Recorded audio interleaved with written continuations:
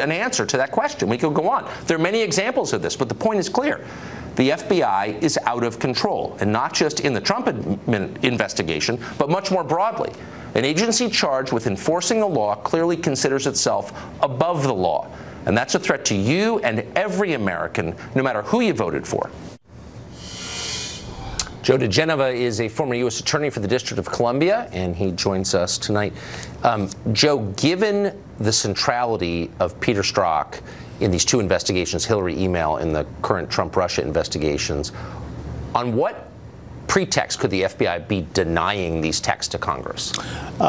It's very difficult to see how they have any basis for denying Congress access to this data.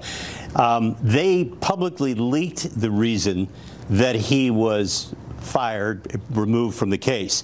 So there can't be a personnel reason for doing it. Right. And even if there were, it wouldn't matter. Congress has a right to that data. They can receive it. They have to receive it. I think what's going on at the Bureau right now is very, very serious. It's very depressing for a former federal law enforcement official. This is not your mother's FBI.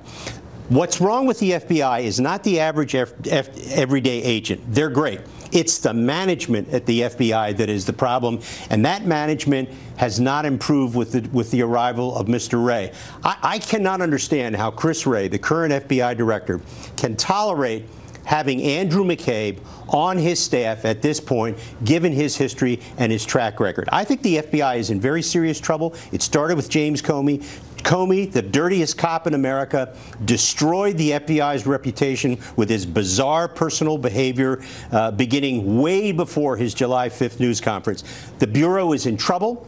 It needs a major overhaul, and if it continues to resist Congress, I believe the contempt of Congress for the current director and other people in the agency is absolutely justified. So this is the most powerful agency in the federal government. They can literally break down the front door of your house and take your freedom away, and they do that quite a bit. Or show up at your house in the morning while you and your wife are in bed in order to frighten you like they did with Mr. Manafort. What a disgusting, awful display of raw political power. Not law enforcement power, political power. I think the Bureau has been politicized by Comey.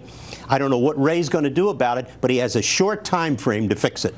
Is it conceivable, and this was reported this afternoon, we haven't confirmed it, that General Flynn at the White House in January, newly installed National Security Advisor, meets with the FBI, talks to them. They don't tell him this is a formal interview, and it's on the basis of that that he's charged and pleads to perjury. It was Andrew McCabe who sent those agents there, by the way. The man who... But can you do that? Yes, you actually can. But here's what's disturbing about it. It's technically okay to do that, but you have to ask yourself, given the history of everybody involved in that case, who were involved in the Hillary email server case, where they conducted a totally irresponsible, unprofessional criminal investigation, and then they turn up the heat on this investigation of Flynn, the same agency. This is politics. The Bureau has been politicized. You compare the email server investigation of Hillary Clinton with the investigation of General Flynn and President Trump's aides, and what you have is a despicable politicization of the Bureau. They can no longer insist that they are fair at what they're doing. Well, it's the same charge. I mean, the same guy, Peter Strzok, apparently let the former Secretary of State off the hook for lying and then pushed the indictment on felony charges of the National Security Advisor for lying. So how is that? Mr. Strzok has been hopelessly compromised since he expressed his political views to his paramour, with whom he was another FBI official that he was having a sexual relationship with. Strzok is no longer credible inside the Bureau. That's why he's now in the Human Resources Department. Right. Just shakes the faith of every American in our justice system. And it should. And the cost is high.